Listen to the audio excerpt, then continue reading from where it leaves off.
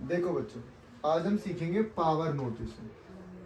तो power notation में basically क्या होता है, अगर 2 को 2 टाइम्स लिख दिया जाए तो इसको हम लोग पावर में लिख देते हैं इस तरीके से, that is called power notation. ठीक है, अगर मैं इसको 3 बार लिख दूंगा तो हो जाएगा 2 की पावर 3, इसको ऊपर लिखा जाएगा। ठीक है, that is called power notation. अब मान लो मुझसे पूछ ले कि किसी की पावर नोटेशन आपको बतानी है, तो उसको हम लोग कैसे बताएंगे। तो सबसे पहले हमें क्या करना होता है, मान लो मैंने बोला 64 को पावर नोटेशन में लिखना है आपको, तो आपको कुछ नहीं करना, उसका एलसीएम ले लेना। क्या करना है, उसका एलसीएम ले लेना। तो जब हम 2 से करेंगे तो आएगा 32, फिर 2 से करेंगे तो कितना आएगा 16, फिर 2 से करेंगे 8, फिर 2 से करेंगे 3, 4, फिर 2 से करेंगे 2 और फिर 2 से करेंगे 1। तो 2 कितने हुए, 1 2 3 4 5 6। तो इसको मैं लिख सकता हूँ 2 की power 6, that is called power notation. अब मुझे बताना है इन सबको पावर नोटेशन में लिखना है। इन सबको क्या लिखना है, पावर की नोटेशन में। हाँ हाँ, 3 की पावर 5 है, बिल्कुल सही है। हाँ सही है, याद कर लिए। तो देखो पहले बेसिकली तो हमें कैसे पता लगेगा, ये ना ओरली बताने हैं। ये जो बैठे हो ना आप लोग, आपको ये ओरली पता होना चाहिए। और देखो आप बैठी हो 9th की, 10th के भी बच्चे बैठे हैं। एक्सपोनेंट एक ऐसा टॉपिक है जो कि 6th क्लास से स्टार्ट होता है, 7th क्लास से, और ये आगे तक जाता है। अभी क्या आपका एक चैप्टर है, आगे जाके एक टॉपिक बन जाएगा, ये एक छोटा सा एक टॉपिक बन जाएगा। उसके बाद आगे जाके ये यूज हुआ करेगा, बस ये कोई टॉपिक वॉपिक में नहीं आएगा, फिर ये सीधे यूज हुआ करेगा। तो ये बहुत ज्यादा जरूरी होता है पढ़ना। ठीक है, तो अब देखो ये इसका भी एलसीएम लिया जाएगा। तो जब मैं एलसीएम लूंगा किसी भी नंबर का, वैसे मुझे याद होना चाहिए, जैसे आकृति को याद है ये किसकी पावर है, ये पावर्स याद होती है बच्चों को। ठीक है, तो इसीलिए मैंने बोला था ना, स्क्वायर और क्यूब रूट पे कमांड बहुत अच्छा होना चाहिए। स्क्वायर और क्यूब रूट आप मुझे बता दूंगी। ठीक है, 2 बार मल्टीप्लाई करेंगे स्क्वायर बोलेंगे, 3 बार मल्टीप्लाई कर देंगे तो वो क्यूब करेंगे। तो इसको क्या मैं 2 की पावर में लिख सकता हूँ, परी क्या ये 2 की पावर में हो सकता है?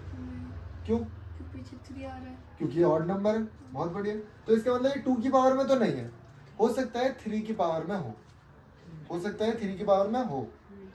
तो 3 की पावर में करने के लिए, चेक करने के लिए, तो हम सबसे पहले एलसीएम लेते हैं।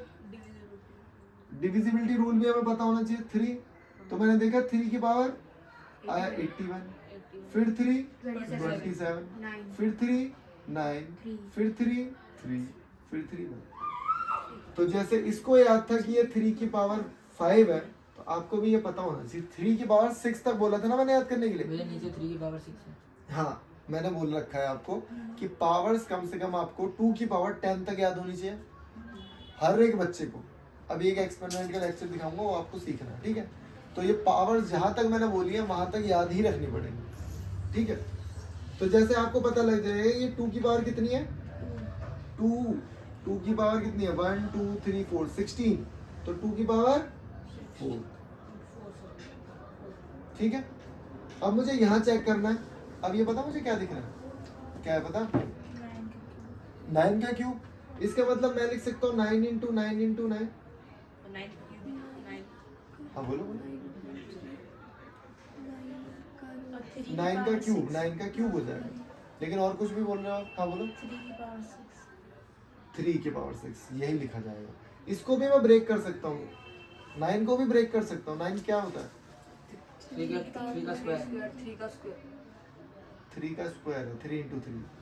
तो अगर मैं देखूं 2 की पावर 4 तो लॉक कर दिया मैंने ऊपर, इस 9 को ब्रेक करूंगा मैं, इसको मैं लिख सकता हूँ 3 इंटू 3, 3 इंटू 3, 3 इंटू 3।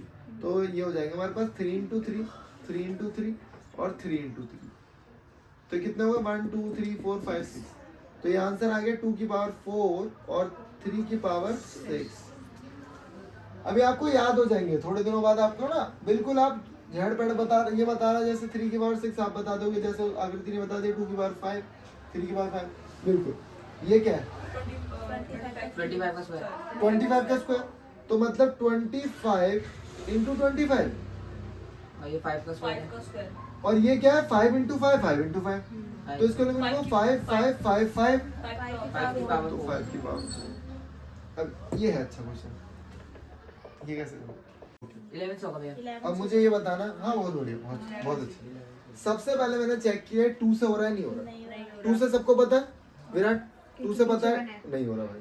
3 से जल्दी चेक करूंगा, ऐड किया नहीं हो रहा। 3 के बाद किससे चेक करूंगा, कौन बताएगा? 7 4 से होगा तो भाई 4 क्लास 4 से नहीं करूंगा।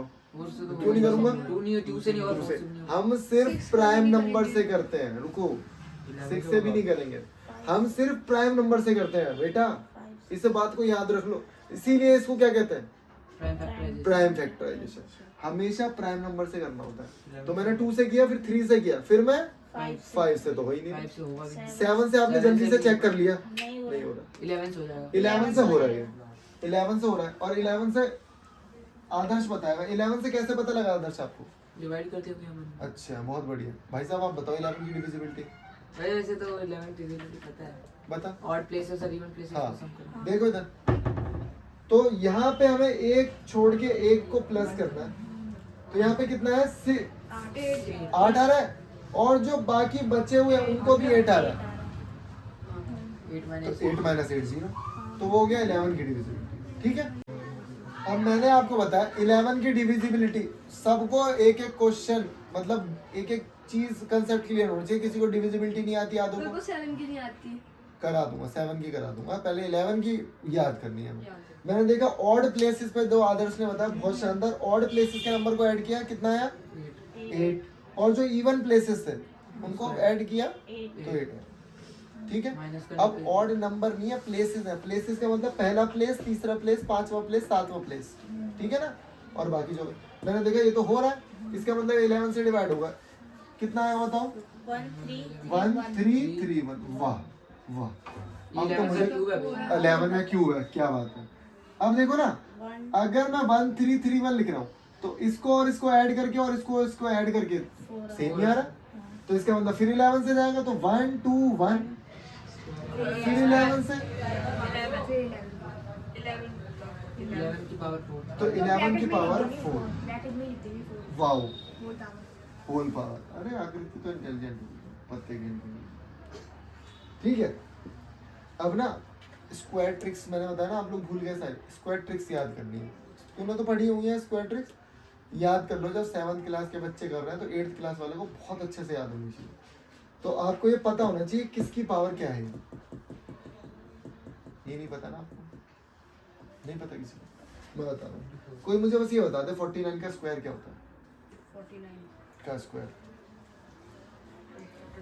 स्क्वायर ट्रिक सीख किया आपने कल? दीदी ने सिखाई? आज सीख के जाना है यहाँ पे। ठीक है, और ना एक बार में समझ में नहीं आएगी, जब अभी आप देखोगे एक बार में नहीं आएगी, 2 बार देखनी है, 3 बार देखनी पड़ेगी। ये पता 2401 2401। जैसे इसने बोला 41 का स्क्वायर, ये 49 का स्क्वायर है। तुझे आ गई? इसको देखो 6th क्लास में आ गई थी, तो आपको भी आ सकती है। ये 49 इंटू 49 लिखा है, तो जब मुझे पता है 49 इंटू 49, ये क्या है? 7 का स्क्वायर। 7 इंटू 7, और ये भी 7 इंटू 7, तो कितने 7 हो गए? और ये किसी को पता है? ये किसी का स्क्वायर है? 2 की पावर 8 शायद। 2 की पावर 8, ठीक है। 2 की पावर 8 भी कह सकते हो आप, और 4 की पावर 4 भी कह सकते हो, और 16 की पावर 2 भी कह सकते हो। अब तुम्हें पता है एक पैटर्न फॉलो हो रहा है यहाँ पे, देखो ये हाफ हुआ, फिर ये हाफ, ये डबल हुआ, ये स्क्वायर हुआ, फिर ये भी स्क्वायर, ये हाफ हुआ, ये ये स्क्वायर हुआ। समझे? तो ये भी यहाँ मैं लिख रहा हूँ 4 की पावर 4, तो 7/4 की पावर। ये होल स्क्वायर। हाँ, अब ये एक्सपोनेंट क्यों पढ़ना है? एक्सपोनेंट बहुत इंपॉर्टेंट टॉपिक है, और क्योंकि इसमें नंबर्स है हमारे, तो नंबर्स का मतलब मैंने बता दिया था, मैथ्स में नंबर के अलावा कुछ नहीं है। जिस बच्चे की नंबर पे कमांड अच्छी है वो इंटेलिजेंट है, बहुत काम आने वाली है। ठीक है, तो ये तो आपको आ गया। ठीक है,